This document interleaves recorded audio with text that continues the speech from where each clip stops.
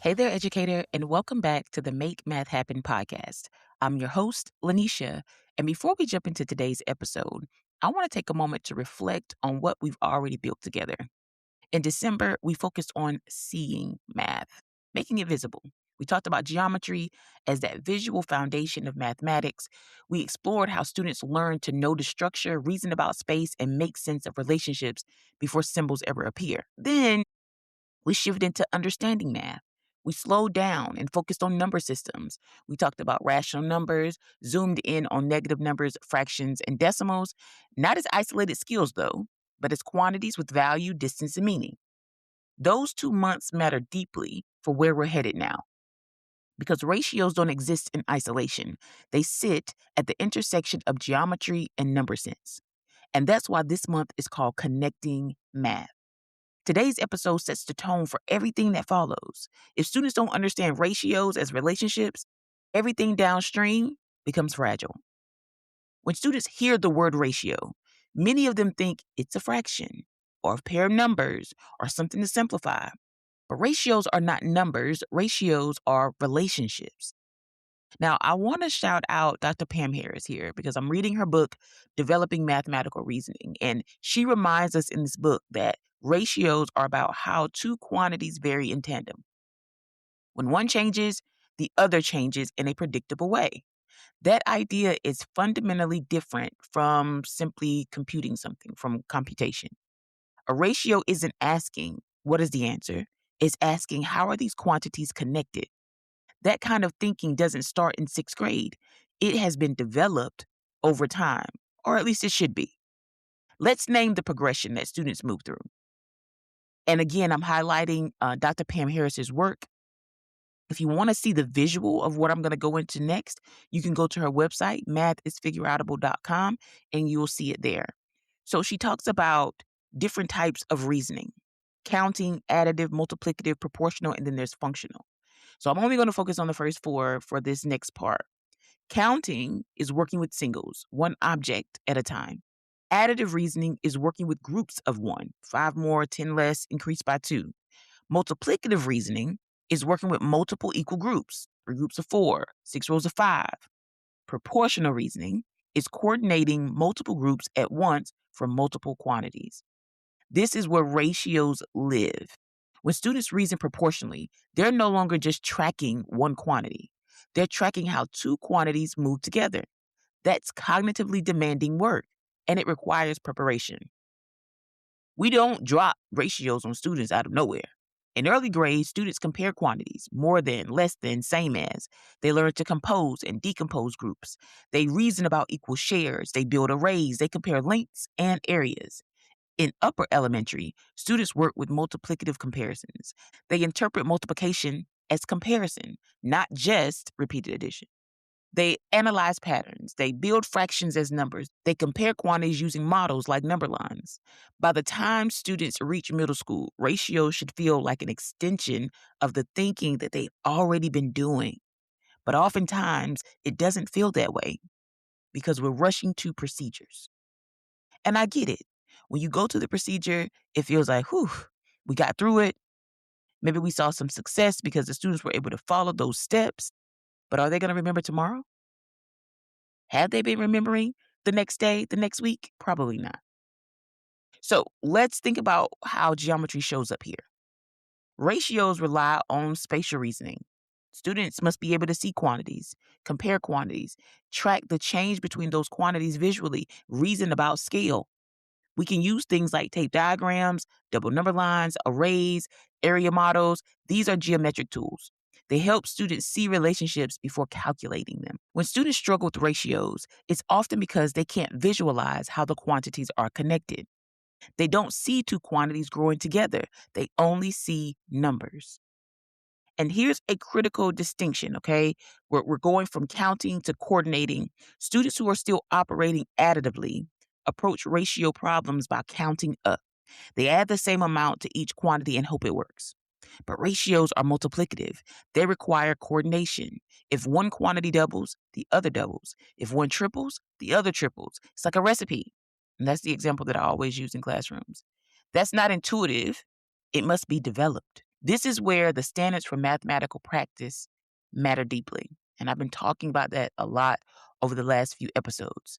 When students struggle with ratios, geometry, or number systems, the issue is likely not the content, it's the reasoning that has not been developed.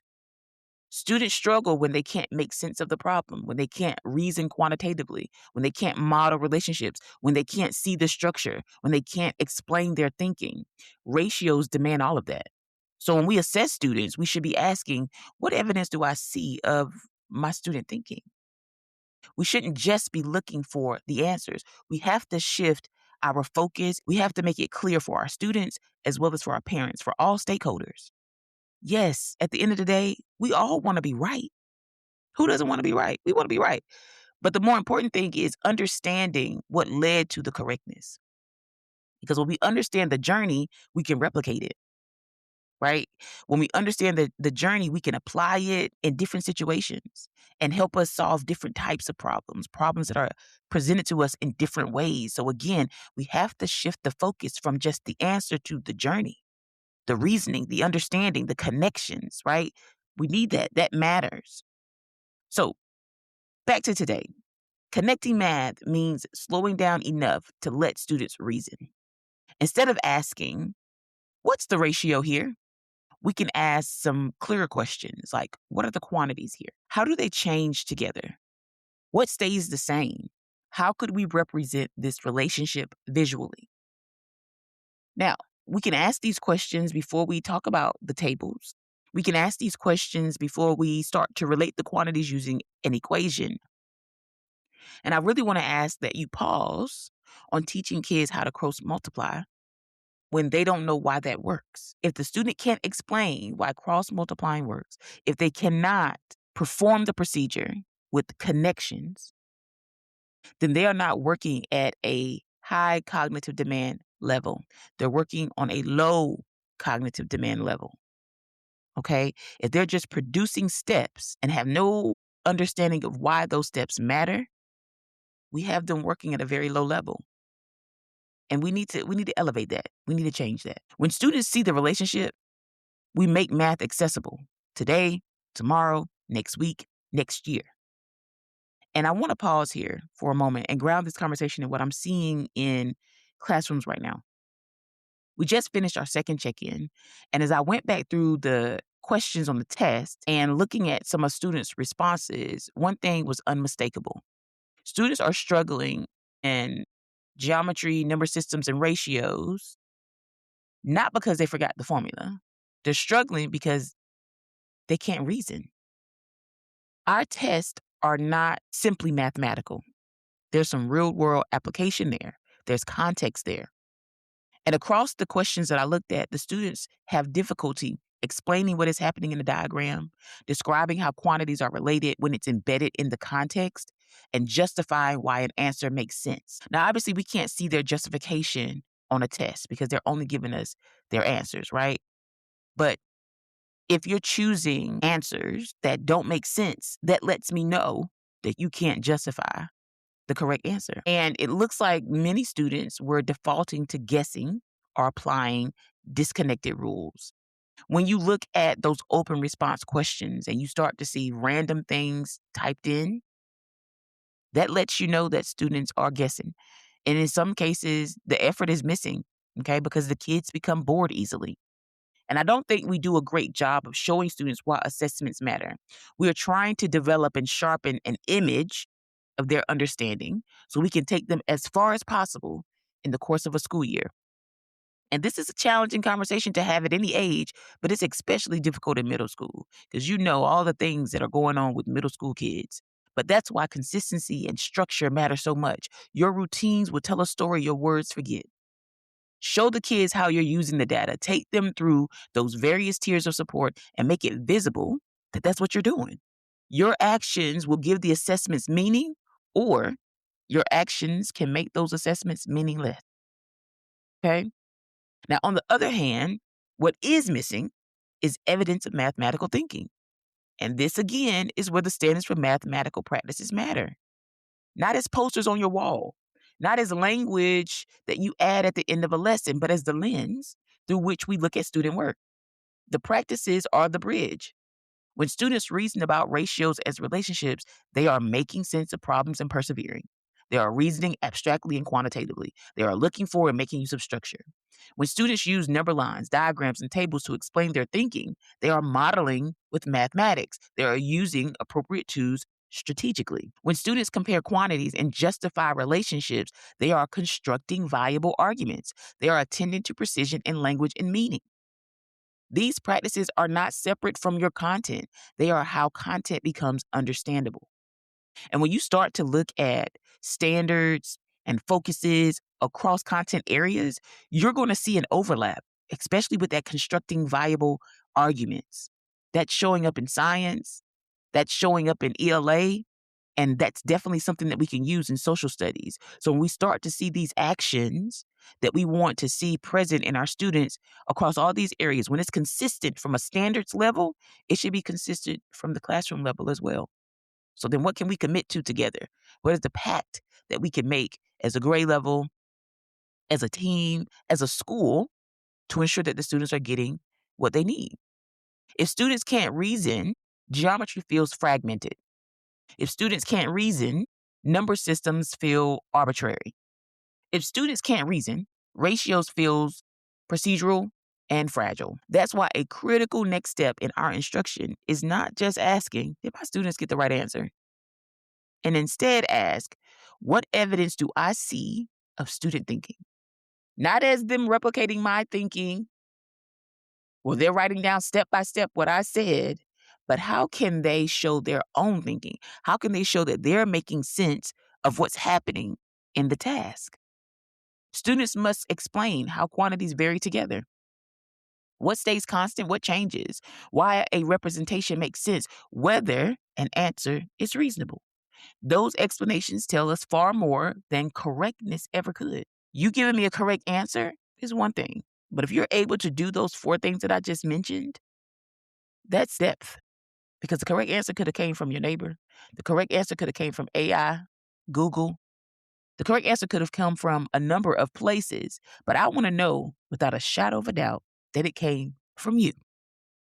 When we view student responses through the lens of the math practices, our instructional decisions change.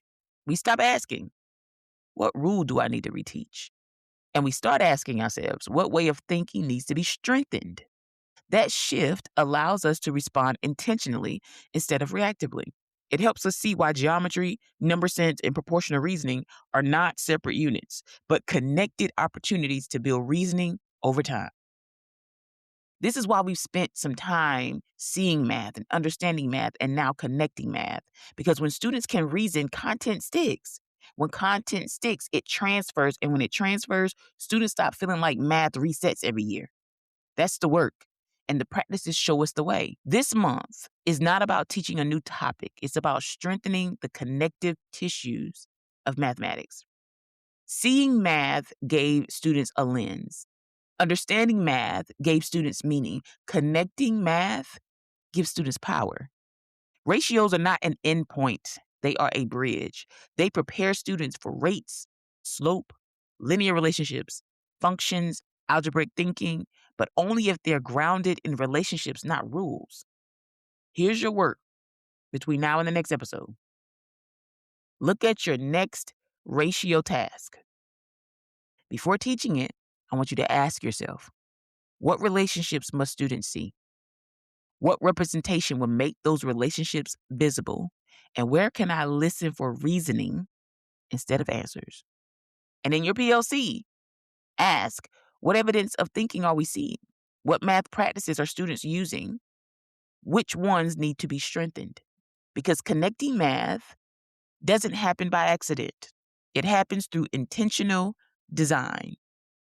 And in our next episode, we'll zoom in on comparing quantities and unpack part to whole, and unit reasoning. It's the same story, just a deeper connection. Talk to you soon.